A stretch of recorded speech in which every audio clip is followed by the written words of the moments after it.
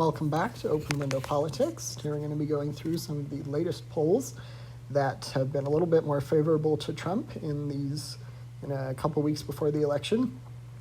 We will start out with the polls in Pennsylvania. Right now in Pennsylvania, Harris is ahead by 0.4, but that is pretty much equated to being tied between the two candidates. There was the latest poll had Trump up by 2 in the swing state of Pennsylvania.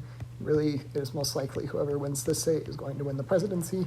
So it is interesting to see. It's been a narrow race the whole time, but it looks like it is narrowing even more, becoming really a dead heat between the two candidates. 538's prediction currently has it as even.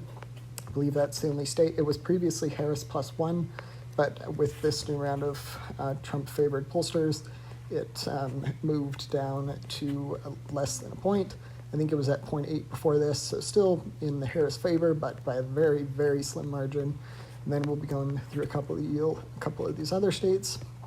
So in Nevada, it's been a similar story to Pennsylvania, pretty narrow Harris lead, but these latest polls, I'm certain Trump, one of them was sponsored by a Republican-leaning pollster, so that one is probably not going to be the best one to take for fact, but in average, most of these polls are having Trump up. Looks like between these, only 2 have Harris up, and the majority have Trump up. So the polls are slightly changing towards favoring Trump.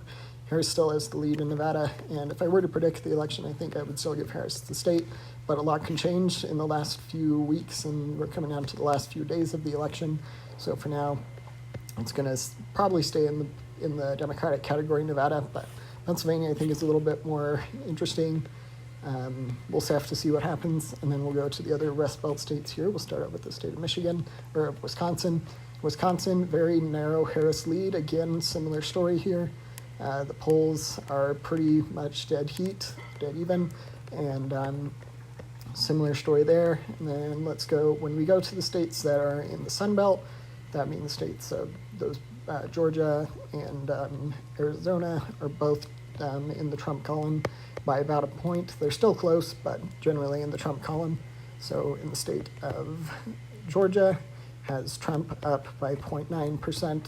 Most of the most recent polls have Trump up, so that is reasonable to expect. But Harris really just needs to win the 3 Rust Belt states in order to secure the presidency. Trump can win Pennsylvania, Georgia, and North Carolina, and that will be enough, plus all the other solid states. That would be enough for the presidency. So it's going to be an uphill battle for both campaigns, but for Harris, she will most likely need to win all 3 Rust Belt states in order to have a chance at the presidency. So we'll have to see if these Trump-favored pollsters can continue through to election, keep coming until election day. We'll have to see if that comes to fruition. But for now, it does look like things are getting slightly better for the Trump campaign. Harris still has the lead we'll look at the presidential preference polls. Harris still has a lead of about 2.5%, which is pretty significant.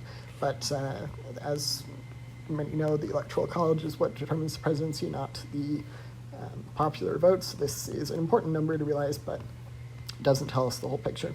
Feel free to let me know if you have any questions about anything